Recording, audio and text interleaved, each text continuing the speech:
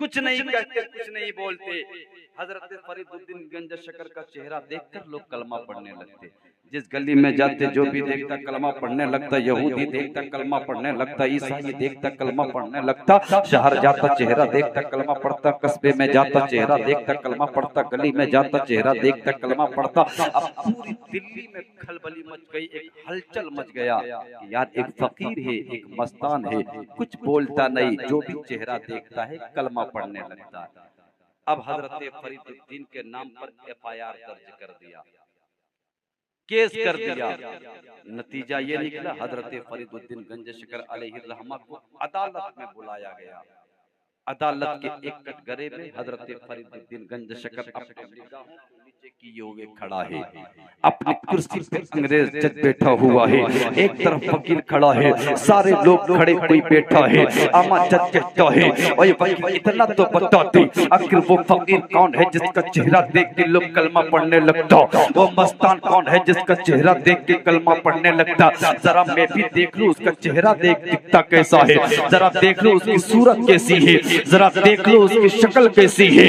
गोया के वकील कहता है, ओए फरीद अपना चेहरा उठा दे, ओ फरीद अपना चेहरा उठा दे। जैसे हजरत फरीदुद्दीन ने अपना चेहरा उठाया है, वकील की नजर हजरत फरीदुद्दीन पे, जज की नजर हजरत फरीदुद्दीन पे, हजरत फरीदुद्दीन की नजर जज पे। अमा जब कुर्सी पे बैठा था, अपने कुर्सी से उठकर कलमा पढ़ने लगता है। वकील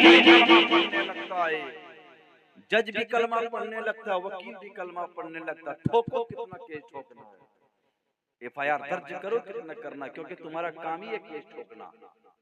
हजरत फरीदुद्दीन घर आए, घर आने के बाद अपने माँ से कहते, अम्मी जान तुम्हें पता है कि तेरा बेटा का क्या कमाल है? का क्या कमाल है? का तेरा बेटा का ये कमाल है कि तेरे बेटे का चेहरा जो भी देखता कलमा पढ़ने लगता। लेकिन माँ माँ होती है साहब, पूरी दुनिया में माँ से ज्यादा मोहब्बत करने वाली कोई औरत ना मिलेगी, ना कोई मर्द मिलेगा, इतना याद रखिएगा। माँ कहती है, बेटा ये तेरा कमाल नहीं बल्कि ये मेरा कमाल है। हजरत फरीदुद्दीन गंज शकर कहते, माँ ये तेरा कमाल कैसे हो सकता है? तू तो चार दीवारी के अंदर रहती हो, तू तो घर में रहती हो, कभी तू बाहर नहीं निकलती हो, तुझे कोई जानता भी नहीं है, ये तेरा कमाल कैसे? ये मैं घूमता हूँ, मेरा चेहरा देखता, ये मेरा कमाल है। हजरत फरीदुद्दीन की माँ कहती, बेटा बैठ जा, बेटा बैठ जा, एक राज की बात है। बैठ गए। माँ कहती है, बेटा सुन, जब तू जन्म लिया था ना, जब तू पैदा हुआ था ना, अब तुझे जन्म दिया, तुझे पैदा किया ना, उसके बाद तू बिस्तर पे रोता रहता था, बिस्तर पे तड़पता रहता था, भूख लगती थी रोता रहता था, भूख लगती थी तड़पता रहता था। उस वक्त तक तुझे दूध नहीं पिलाती थी, जब तक वजू करके 2 रकात नमाज नहीं पढ़ लेती थी, तब तक तुझे दूध नहीं पिलाती थी। बेटा जब तू रोता था, पहले वजू करती थी, 2 रकात नमाज पढ़ती थी, तुझे गोद में लेती थी और तुझे दूध पिलाने लगती थी, और तू दूध पीता रहता था, और तू दूध पीता था तब मैं अपने आंचल को रब की बारगाह में फैला देती थी, और रब की बारगाह में फरियाद करती थी, ए मेरे मौला तू तो सब कुछ जानता है, ए मौला तू तो समी व बसीर है, ए मौला तू जानता है ये मेरा फरीद है, ये मेरा लाल है, ये मेरी पूंजी है, ए मेरे मौला ये एक माँ की फरियाद है, ए मौला ये माँ की दुआ है, ए मेरे मौला नबी की हदीस है कि जब कोई माँ बेटे के हक में दुआ करती है तो वो दुआ रद्द नहीं होती है। ए मेरे मौला ये मेरा लाल है, तू मेरे बेटे को ऐसा बना देना, ऐसा बना देना कि इसको कुछ बोलने की जरूरत ना पड़े, जो भी चेहरा देखे वो चेहरा देख। माँ कहती है, बेटा मैं रब की बारगाह में दुआ करती थी, अब बेटा बता ये तेरा कमाल है या मेरा कमाल है? जब इतना कहा था ना, हजरत फरीदुद्दीन गंज शकर कदमों में गिर जाते और रो रो कर कहते, अम्मी जान आज मैं समझ गया कि बेटे का कमाल नहीं होता बल्कि माँ का कमाल होता है। आज भी अगर माँ बहने जब पेट में बच्चा हो, आप हमल से हो, तो आप किसी को गालियां ना दे, ना आप घर में बैठकर टीवी देखे, ना सीरियलें देखे, ना फिल्में देखे, ना गाने सुने, ना झगड़े करे, ना ही किसी से गाली गलौज करे, बल्कि जब आपका पेट में बच्चा हो आप मुसल्ला बिछाएं, सजदा करे, कुरान की तिलावत करे। इसलिए कि आप जब कुरान पढ़ोगे बच्चे पे असर होगा, आप नमाजें पढ़ोगे बच्चे पे असर होगा, आप जिक्र अस्कार करोगे बच्चे पे असर होगा, आप सच बात बोलोगे बच्चे पे असर होगा, आप दरूद पढ़ोगे बच्चे पे असर होगा। और याद रखना 9 महीने तक बच्चा आपके पेट में रहेगा, आप कुरान पढ़ती जाओगी, आप नमाज पढ़ती जाओगी, आप जिक्र अस्कार करती जाओगी, और जब वो बेटा जब जन्म ले लेगा इस दुनिया में आएगा तो वो कोई चोर और शराबी नहीं बल्कि गुलाम है। कभी वो चोर और बदमाश नहीं हो सकता। पेट में बच्चा है, सीरियलें हम देखते हैं, टीवी हम देखते हैं, गाने हम सुनते हैं, तो बताइए वो बेटा जब जन्म ले तो चोर नहीं तो क्या पैदा होगा, शराबी नहीं तो क्या बनेगा। इसलिए माँ बाप के ऊपर सारा मामला रुक जाता है आकर के कि माँ बाप जिस तरह होंगे बच्चे भी उसी तरह होंगे। क्योंकि अगर माँ बाप नमाजी होंगे ना तो बेटा भी नमाजी होगा। अगर माँ बाप सही रास्ते पे चलेंगे तो बेटा भी सही रास्ते पे चलेगा। और याद रखना जब आप उसी तरह करोगे, बचपना होगा बच्चों का, आप कुछ नहीं कहोगे, जैसे ही अक्ल हो जाएगी वो बच्चा कुरान पढ़ने के लिए मस्जिद चला जाएगा, जवान होता जाएगा वो बच्चा नमाज के लिए मस्जिद चला जाएगा। लोग कहेंगे देख ये फलां का बेटा है हमेशा कुरान पढ़ता है, देख ये फलां का बेटा है हमेशा नमाज पढ़ता है, ये फलां का बेटा है कभी झूठ नहीं बोलता, कभी किसी को गालियां नहीं देता। और याद रखता जब एक बेटा नमाजी बन जाता है बाप को भी सवाब मिलता है, माँ को भी सवाब मिलता है। एक बेटा कुरान पढ़ता है माँ बाप को भी सवाब मिलता है। अरे ये तो दुनियादार यहाँ आपकी तारीफ करेंगे लेकिन वहाँ रब कहेगा फरिश्तों देख ये मेरा बंदा है, हमेशा इबादत में लगा होता है, हमेशा कुरान की तिलावत करता है। गवाह हो जा मैं इस बेटे के सदके में माँ के गुनाह को भी माफ फरमा दिया है, बाप के गुनाह भी मग़फ़िरत फरमा दिया है। हर जगह फायदा है, मरने के बाद भी फायदा है। अपने बच्चों को कुरान की तालीम तो दे दो। और हम कहते हैं कि हम परेशान हो गए, बिल्डिंग बनाओ चाहे हराम की दौलत से बनानी पड़े, जमीनें खरीद लो, बड़े रिश्वत लेकर जमीन खरीदनी पड़े, बड़े बड़े कारखाना डाल लो, भले डाका डाल के बनाने पड़े। लेकिन आपको पता है साहब, आप चोरी करके हराम की दौलत सूद खाके रिश्वत लेकर आपने बड़ी बड़ी बिल्डिंगें तो तैयार कर ली, लेकिन आपको पता है मरने के बाद ये बिल्डिंग जहाँ की वहीं रह जाएगी, मरने के बाद ये जमीन जहाँ की वहीं रह जाएगी। आपके साथ कोई चीज जाने वाली नहीं होगी, बल्कि अगर साथ जाएगी तो ये नेकियां है, ये नमाज है। इसलिए कि आपने महफिल सजाई है, लेकिन आपको पता है आज हम खूब लड़ते हैं, हम ये हैं, हम हबीबी हैं, हम अशरफी हैं, हम रज़वी हैं, हम कादरी हैं। एक बात सुन लीजिए, मैदान महशर में ये नहीं पूछा जाएगा कि आप रज़वी हैं या हबीबी हैं, बल्कि सबसे पहले नमाज के बारे में पूछी जाएगी। वो तो हमारे पास होगी ही नहीं तो जवाब क्या देंगे। आपको पता है एक मैंने बहुत पहले मजमून पढ़ा था, शायद गौसे आजम फरमाते हैं कि बताओ कि एक रास्ता है,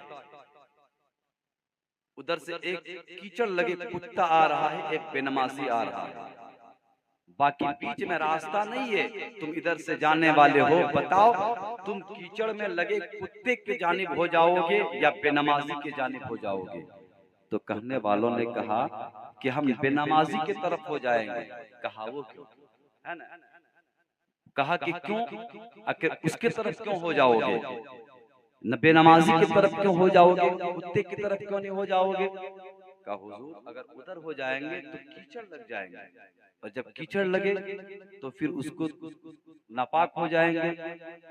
तब फरमाते हैं सुनो, अगर कुत्ते में जो कीचड़ लगी है वो कीचड़ अगर लग जाए तो पानी से धुल सकते हो, लेकिन बेनमाजी की नहुसत अगर लग जाए तो कयामत तक छूट नहीं सकती, कयामत तक नहीं धुल पाओगे। तो बेनमाजियों के बारे में इतने खराब लफ्ज कहा है। मैं कहता हूँ यार, क्यों ना हम नमाज पढ़े, हमारी पहचान नमाज है, हमारी पहचान आन बान शान नमाज है। इसलिए कि मेरे नबी फरमाते हैं, हाँ शफाअत करेंगे हम अपने उम्मतियों की, लेकिन बेनमाजियों के लिए नहीं कहा। मेरे गौसे आज़म फरमाते, टेंशन मत लो, घबराओ मत, अगर तुम नमाजी हो और अगर नेकियों में कमी हो जाए तो अब्दुल कादिर उस वक्त तक जन्नत में नहीं जाएगा जब तक अपने गुलामों को जन्नत में दाखिल ना कर ले। तो ये बेनमाजियों के बारे में नहीं कहा, मत होइए, ये नमाजियों के बारे में कहा गया है। बेनमाजियों के बारे में कोई गुंजाइश नहीं है, क्योंकि मेरे नबी फरमाते हैं, मेरे नबी फरमाते हैं कि नमाज मेरे आंखों की ठंडक है, मेरे आंखों की ठंडक है। फिर मेरे नबी फरमाते हैं कि मैं आजान दिलाऊं, आजान दिलाऊं, और आजान सुनकर जो मस्जिद को नमाज पढ़ने के लिए चले जाए वो तो ठीक है, लेकिन जो ना जाए मैं चाहूं लकड़ियां जमा करके उसके घर को जला डाल। बताइए बेनमाजियों के बारे में इतने सख्त वईदें आई है, फिर भी हम बेनमाजी बन के घूम रहे। यार हमारी पहचान नमाज है, हमारी पहचान दाढ़ी है। आज गौसे आजम की महफिल सजी है, मेरे गौसे आजम ने कभी नमाजों को कज़ा नहीं किया, मेरे गौसे आजम ने चेहरे पे दाढ़ी रखा है, मेरे गौसे आजम ने मेरे नबी का कैरेक्टर नहीं छोड़ा, मेरे गौसे आजम ने मेरे नबी का इखलाक नहीं छोड़ा, मेरे गौसे आजम ने मेरे नबी का किरदार नहीं छोड़ा, मेरे गौसे आजम ने मेरे नबी की मोहब्बत नहीं छोड़ी, मेरे नबी का प्यार नहीं छोड़ा, बल्कि मदीने से मेरे गौसे आज़म को जो जो मिला सब कुछ ला कर दे दिया। अब गौसे आज़म से मेरे ख्वाजा को जो चीज मिली सब कुछ ला कर हिंदुस्तानियों को दे दिया। अब कहने वालों ने कहा ख्वाजा ने क्या दिया, मदीने वाले ने इखलाक दिया, इखलाक ला कर दे दिया, मदीने वाले ने कैरेक्टर दिया, कैरेक्टर ला कर दे दिया, मदीने वाले ने कुरान दिया, कुरान ला कर दे दिया, मदीने वाले ने नमाज दिया, नमाज ला कर दे दिया, मदीने वाले ने वजू दिया, वजू ला कर दे दिया। और मेरे गरीब नवाज ने जब इखलाक को कैरेक्टर और सीरत लेकर आया, नबी की मोहब्बत देकर आया और पेशानी पे सजदों का निशान सजा कर आया। अब परचम इस्लाम को अजमेर के धरती पे गाड़ा है, तो सिर्फ अजमेर ही नहीं बल्कि पूरे हिंदुस्तान में परचम इस्लाम पूरे हिंदुस्तान में। और जब मेरे गरीब नवाज आए थे ना, शहाबुद्दीन गौरी के जितने फौजी थी मात खाकर वापस जा रहे थे। उन्होंने कहा आप लोग कहां से आए हो, आप तो निहत्थे, हम तो साजो सामान लेकर आए, फिर भी शिकस्त खाकर जा रहे। तब मेरे गरीब नवाज ने कहा था, यार तुम्हें साजो सामान पे नाज है, तुम्हें तलवार पे नाज है, हमें तलवार पे नाज नहीं बल्कि हमें परवरदिगार पे भरोसा है, क्योंकि वो परवरदिगार ने हमें भेजा है, तो मदद करने वाला मेरा परवरदिगार है। आज हमें चाहिए यार हम शराब से तौबा कर ले, हम जुआ से तौबा कर ले, हम सूद से तौबा कर ले, रिश्वत से तौबा कर ले। आज हम शराब पीकर चौराहों पर तमाशा बनाते हैं, दूसरों को गाली गलौज करते हैं। जब एक गैर मुस्लिम देखता है ना, देखकर कहता है यार इसी का नाम मुसलमान है, यार ये भी शराब पीता है हम भी पीते हैं, ये भी ताश की पत्तियां खेलता हम भी खेलते हैं, ये भी रिश्वत लेकर फैसले को नाहक करता है हम भी करते हैं, ये भी सूद खाता है हम भी खाते हैं। तो इससे और हम में फर्क क्या रह गया, हम भी नमाज नहीं पढ़ते, ये भी नमाज नहीं पढ़ता, हम भी कुरान नहीं पढ़ते, ये भी कुरान नहीं पढ़ता, तो हम में और इसमें फर्क क्या रह गया। हम जब एक गैर मुस्लिम देखा क्या हम में और इसमें कोई फर्क नहीं, तब हमें मारा जाने लगा, हमें शहर से बेशहर किया जाने लगा, घर से बेघर किया जाने लगा।